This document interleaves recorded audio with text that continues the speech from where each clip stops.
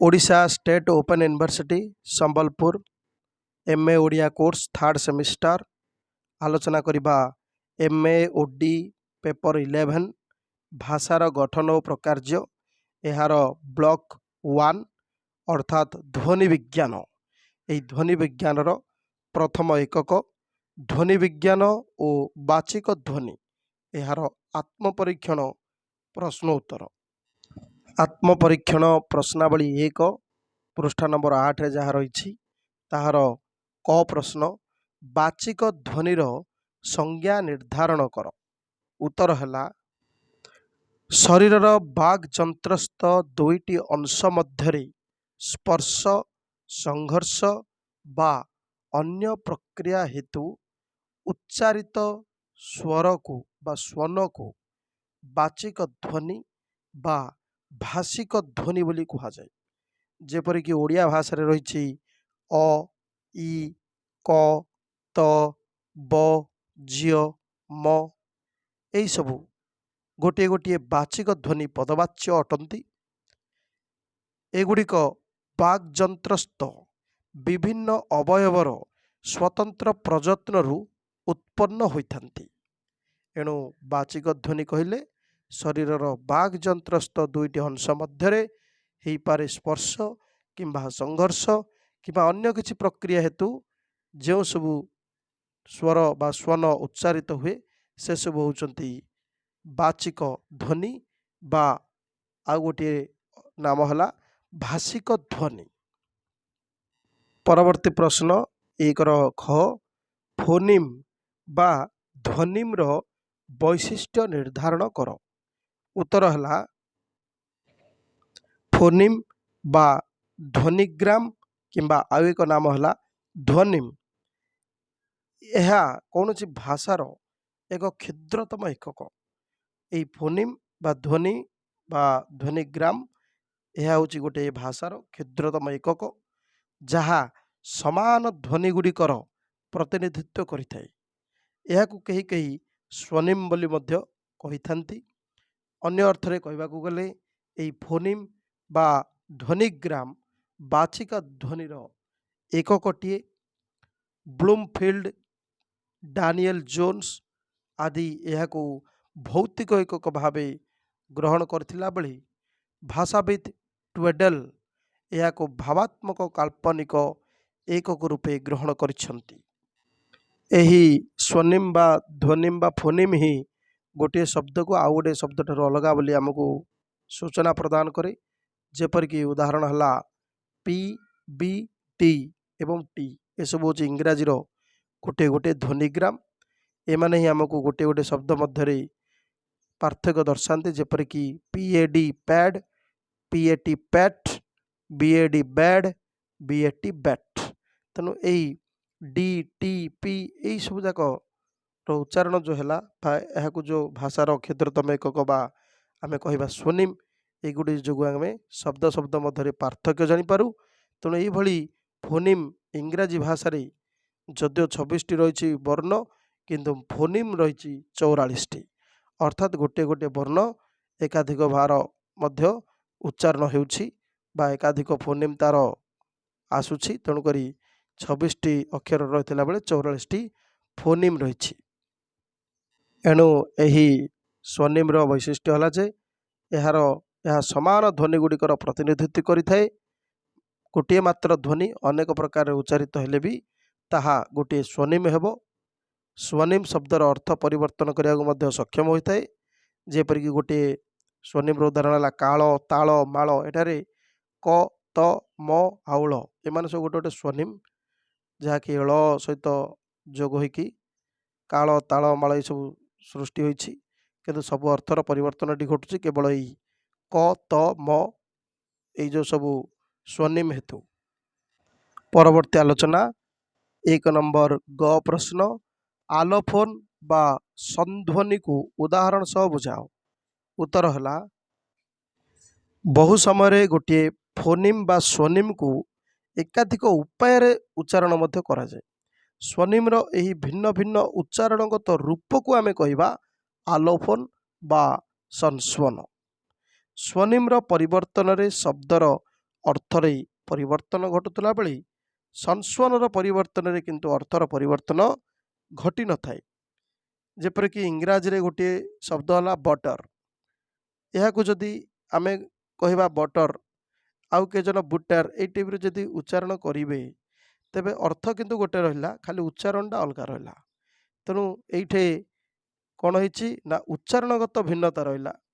ତେଣୁକରି ଏ ହେଉଛି ଗୋଟିଏ ଆଲୋଫୋନ୍। କିନ୍ତୁ ତାର ଫୋନିମ୍ ବା ଯାହାକୁ ଆମେ ସ୍ୱନିମ୍ କହିବା, ସେଇ ଉଚ୍ଚାରଣଗତ କାରଣ ପାଇଁ ଯେଉଁ ଅକ୍ଷରଟି ବା ଯେଉଁ ବର୍ଣ୍ଣଟି ମୁଖ୍ୟ କାରଣ ବା ଦାୟୀ, ସେଥିରେ କୌଣସି ପରିବର୍ତ୍ତନ ହେଲାନି। ଅର୍ଥାତ୍ ଏଠାରେ ବଟରର ସ୍ପେଲିଂରେ କିଛି ପରିବର୍ତ୍ତନ ଘଟୁନି। କେବଳ ଏହାକୁ ଆମେ କହୁଛେ ବଟର, କିଏ ବୁଟର, କିଏ କ'ଣ କହିପାରେ। ଯେପରିକି +2, କିଛି ପୁରୁଣାକାଳିଆ ଲୋକ କୁହନ୍ତି +2। ତେଣୁ କହିବାରେ ଆମର ଉଚ୍ଚାରଣ ଅଲଗା ହେଇପାରେ। ତେଣୁ ଉଚ୍ଚାରଣ ଯଦି ଅଲଗା ହେଲା ତାହେଲେ ଆମେ ସେଟାକୁ କହିବା ଆଲୋଫୋନ୍।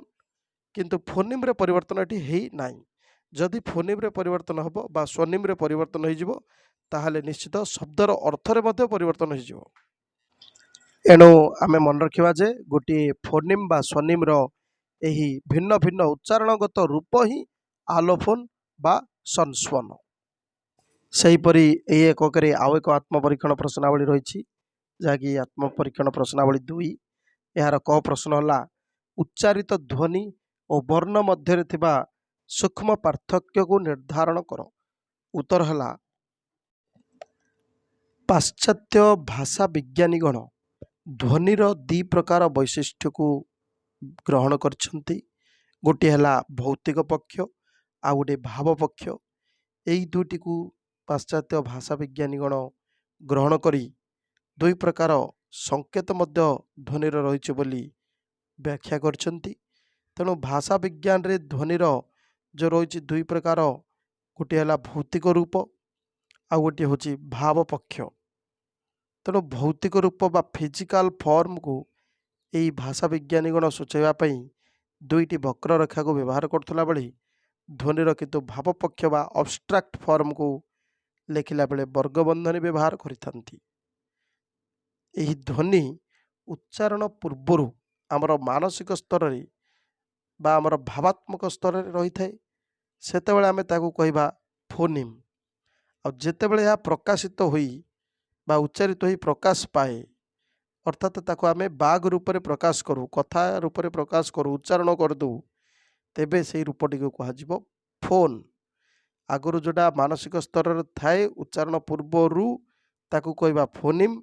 ଉଚ୍ଚାରଣ ହେଇଗଲେ ତା ଆମକୁ ଶୁଭିଲା ଧ୍ୱନିଟି, ତାହେଲେ ଆମେ ସେଟାକୁ କହିବା ବର୍ତ୍ତମାନ ଇଏ ହେଉଛି ଗୋଟିଏ ଫୋନ୍। ଅତଏବ ଏହି ଉଚ୍ଚାରିତ ଧ୍ୱନି ହିଁ ଫୋନ୍ ଅଟେ। ତେଣୁ ଉଚ୍ଚାରିତ ଧ୍ୱନି କହିଲେ କ'ଣ ନା ଉଚ୍ଚାରିତ ଧ୍ୱନି ହେଉଛି ଫୋନ୍। କିନ୍ତୁ ଫୋନିମ୍ କହିଲେ କ'ଣ ନା ଫୋନିମ୍ ହେଉଛି ମାନସିକ ସ୍ତରରେ ଉଚ୍ଚାରଣ ପୂର୍ବରୁ ଯେଉଁ ଭାବନା ସ୍ତରରେ ଧ୍ୱନିଟି ଥାଏ, ମାନସିକ ସ୍ତରରେ ବା ଭାବନା ସ୍ତରରେ। କିନ୍ତୁ ଧ୍ୱନିଟାକୁ ଯେତେବେଳେ ଆମେ ଉଚ୍ଚାରଣ ଅନୁସାରେ ତାକୁ ଗୋଟେ ଲିପିରେ ପ୍ରକାଶ କରିଦେଉ, ସେତେବେଳେ ଆମେ ତାକୁ କହିବା ବର୍ଣ୍ଣ।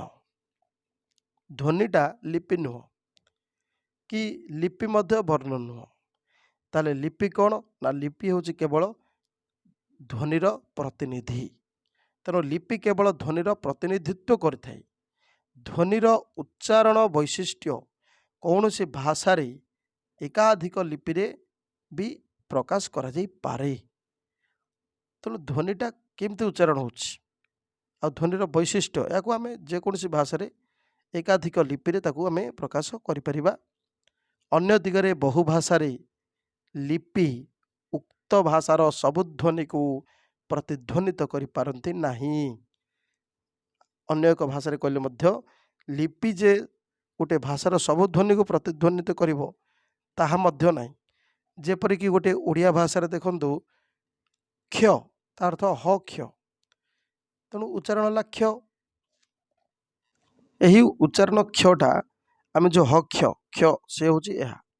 କିନ୍ତୁ ଖରେ ଯଦି ଆମେ ଜ୍ୟ ଫଳ ଦେଇଦେବା ତେବେ ମଧ୍ୟ ଗୋଟେ ଆସିବ କ୍ଷ। ତେଣୁ ଉଚ୍ଚାରଣ ହେଉଛି କ୍ଷ, ପୁଣି ଇଏ ବି ଉଚ୍ଚାରଣ କ୍ଷ। କିନ୍ତୁ ଲେଖିଲା ବେଳକୁ ଇଏ ହେଉଛି ହ କ୍ଷ କ୍ଷଟା, ଆଉ ଗୋଟେ ହେଉଛି ଖରେ ଝିଅ ଫଳା କ୍ଷ। ତେଣୁ ଏଠି ଉଚ୍ଚାରଣ ଏକା ରହିଲା, କିନ୍ତୁ ଲିପିରେ ବା ଲିଖନ ଅନୁସାରେ ଅଲଗା ପ୍ରକାର ତାର ବର୍ଣ୍ଣ ଆମେ ଲେଖିଲେ। ସେହିପରି ସ ତିନୋଟି ରହିଛି, ଉଚ୍ଚାରଣରେ ଆମର ଗୋଟିଏ ପ୍ରକାର ଆସିବ ସ ସ ସ, କିନ୍ତୁ ଲେଖିଲା ବେଳକୁ ଇଏ ତିନି ପ୍ରକାର, ତାଲ ବେଶ ମୂର୍ଧନ୍ୟସ ଦନ୍ତ ସ। ସେମିତି ଇ ଇ ହର୍ଷ ଉ ଦୀର୍ଘ ଉ, ଉ ହର୍ଷ ଉ ଦୀର୍ଘ ଉ। ତେଣୁ ଇଂରାଜୀ ଭାଷାରେ ୟୁ ମଧ୍ୟ ସେଇ ଭାଷାର ଶବ୍ଦକୁ ଉଚ୍ଚାରଣ କଲାବେଳେ ଶବ୍ଦ ସ୍ଥଳ ବିଶେଷରେ ସିଏ କେଉଁଠି ଉ ହେଉଛି ତ କେଉଁଠି ଅ ମଧ୍ୟ ଉଚ୍ଚାରଣ ହେଉଛି, କେଉଁଠି ୟୁ ବୋଲି ମଧ୍ୟ ଉଚ୍ଚାରଣ ହେଉଛି। ତେଣୁ ଏଠି ଆମେ କହୁଛେ ୟୁ, ଇଏ ହେଉଛି ଇଂରାଜୀର ଗୋଟିଏ ବର୍ଣ୍ଣ ବା ଆଲଫାବେଟ୍ ୟୁ। କିନ୍ତୁ ଆକୁ ଯେତେବେଳେ ଆମେ ବ୍ୟବହାର କରୁଛେ, ଗୋଟେ ଜାଗାରେ ଉଚ୍ଚାରଣ ତାର ଆସୁଛି ୟୁ, ଗୋଟେ ଜାଗାରେ ଉ, ଗୋଟେ ୟୁ ଆଉ ଗୋଟେ ଅ। କେମିତି ଉ କେଉଁଠି ଆସୁଛି, ଧରାଯାଉ ଫୁଲ, FAULL, FAULL ଫୁଲ, ଉ ଏଠି ଉଚ୍ଚାରଣ ଆସୁଛି ୟୁଟାର। କିନ୍ତୁ ଅମ୍ବ୍ରେଲା, ଅମ୍ବ୍ରେଲା ଏଠି ଅ ଆସୁଛି ଉଚ୍ଚାରଣ ୟୁର, UMBRELL ଅମ୍ବ୍ରେଲା, ଆଗରେ ୟୁ ଅଛି କିନ୍ତୁ ଉଚ୍ଚାରଣ ହେଉଛି ଅ, ଅମ୍ବ୍ରେଲା। ସେହିପରି ୟୁରିନ୍, ଆଗରେ ୟୁ ଅଛି କିନ୍ତୁ ଆମେ କହିଲା ବେଳକୁ ୟୁରିନ୍ ବୋଲି କହିଛେ। ତେଣୁ ଏଠି ଗୋଟିଏ ହେଲା ବର୍ଣ୍ଣ, ସେ ହେଉଛି ୟୁ, କିନ୍ତୁ ଉଚ୍ଚାରଣ ତାର ଭିନ୍ନ ଭିନ୍ନ, କେଉଁଠି ଆସିଲା ଉ, କେଉଁଠି ଅ, କେଉଁଠି ୟୁ। ତେଣୁ ବର୍ଣ୍ଣ ଆଉ ଉଚ୍ଚାରଣ ବା ଉଚ୍ଚାରିତ ଧ୍ୱନି ତାହେଲେ ଏକା ହେଲା କି? ନିଶ୍ଚିତ ରୂପେ ଉଚ୍ଚାରିତ ଧ୍ୱନି ଅଲଗା, ବର୍ଣ୍ଣ ଅଲଗା। ତେଣୁ ଉଚ୍ଚାରିତ ଧ୍ୱନି ଆଉ ବର୍ଣ୍ଣ ମଧ୍ୟରେ ଏହି ସୂକ୍ଷ୍ମ ପାର୍ଥକ୍ୟ ହିଁ ପରିଲକ୍ଷିତ। ଏଣୁ ବର୍ଣ୍ଣ କହିଲେ ଏକ ବା ଏକାଧିକ ସମଧର୍ମୀ ଧ୍ୱନିକୁ ପ୍ରତିନିଧିତ୍ୱ କରୁଥିବା ଗୋଟେ ସାଙ୍କେତିକ ରୂପ। ଏହି ଦୃଷ୍ଟିରୁ ଧ୍ୱନିକୁ କେବଳ ଶୁଣି ହେଉଥିଲା ବେଳେ ବର୍ଣ୍ଣକୁ କିନ୍ତୁ ଦେଖି ହୁଏ, ଶୁଣି ହୁଏ। ଅତଏବ ଉଭୟ ଧ୍ୱନି ଓ ଲିପିର ସମନ୍ୱୟରୁ ବର୍ଣ୍ଣର ଉତ୍ପତ୍ତି। ତେଣୁ ଧ୍ୱନିଟାକୁ ଲିପି ମାଧ୍ୟମରେ ପ୍ରକାଶ କରିଦେଲେ ସିଏ ହେଇଯାଉଛି ବର୍ଣ୍ଣ। ତେଣୁ ବର୍ଣ୍ଣର ସଂଜ୍ଞାରେ ଲିଖିତ ଅକ୍ଷର, ତାହାର ଉଚ୍ଚାରଣ ସହିତ ମୁଖର ଉଚ୍ଚାରଣ ମଧ୍ୟ ପରିସରଭୁକ୍ତ। ତେଣୁ ଆମର ଓଡ଼ିଆରେ ରହିଛି ସ୍ୱରବର୍ଣ୍ଣ, ବ୍ୟଞ୍ଜନ ବର୍ଣ୍ଣ। ସେହିପରି ଆଉ ଗୋଟେ ପ୍ରଶ୍ନ, ପ୍ରଶ୍ନାବଳୀ 2ର ଖ, ବର୍ଣ୍ଣ ଓ ଅକ୍ଷର ମଧ୍ୟରେ ଥିବା ସୂକ୍ଷ୍ମ ପାର୍ଥକ୍ୟକୁ ନିର୍ଦ୍ଧାରଣ କର। ଉତ୍ତର ହେଲା ବର୍ଣ୍ଣ। ଏବେ ଆମେ ଆଲୋଚନା କରୁଥିଲେ ଯେ ଇଏ ହେଉଛି ଧ୍ୱନିର ଉଚ୍ଚାରଣ ବୈଶିଷ୍ଟ୍ୟ ଜନିତ ଏବଂ ଲିପି ମାଧ୍ୟମରେ ପ୍ରକାଶିତ ଏକ ସାଙ୍କେତିକ ରୂପ ବର୍ଣ୍ଣ। ତେଣୁ ବର୍ଣ୍ଣ କହିଲେ ଏକ ବା ଏକାଧିକ ସମଧର୍ମୀ ଧ୍ୱନିକୁ ପ୍ରତିନିଧିତ୍ୱ କରୁଥିବା ସାଙ୍କେତିକ ରୂପଟିଏ। ଆଉ ଧ୍ୱନିକୁ କେବଳ ଆମେ ଶୁଣିପାରୁଥିଲା ବେଳେ ବର୍ଣ୍ଣକୁ ଦେଖି ହୁଏ, ଶୁଣି ହୁଏ। ଅତଏବ ଉଭୟ ଧ୍ୱନି ଆଉ ଲିପିର ସମନ୍ୱୟରୁ ହିଁ ବର୍ଣ୍ଣ ଉତ୍ପତ୍ତି। ଆଉ ବର୍ଣ୍ଣର ସଂଜ୍ଞାରେ ଆମେ କହିପାରିବା ଯେ ବର୍ଣ୍ଣ ହେଉଛି ଗୋଟେ ଲିଖିତ ଅକ୍ଷର ଯାହାର କି ଉଚ୍ଚାରଣ ରହିଛି ବା ମୁଖରେ ଆମେ ତାକୁ ଉଚ୍ଚାରଣ ମଧ୍ୟ କରିପାରୁଛେ। ତେଣୁ ବର୍ଣ୍ଣକୁ ଆମେ ଭାଗ କରିଛେ ଉଚ୍ଚାରଣ ଦୃଷ୍ଟିରୁ ଦୁଇ ପ୍ରକାର, ଗୋଟିଏ ହେଲା ସ୍ୱରବର୍ଣ୍ଣ ଆଉ ଗୋଟେ ବ୍ୟଞ୍ଜନ ବର୍ଣ୍ଣ। କିନ୍ତୁ ଅକ୍ଷର କ'ଣ ନା, ଭାଷା ବିଜ୍ଞାନ ଅନୁସାରେ ଇଂରାଜୀରେ ଅକ୍ଷରକୁ କୁହାଯାଏ ସିଲାବଲ୍। ତେଣୁ ଏହି ଶବ୍ଦଟି ପ୍ରାୟତଃ ଓଡ଼ିଆର ଅକ୍ଷର ପଦବାଚ୍ୟ।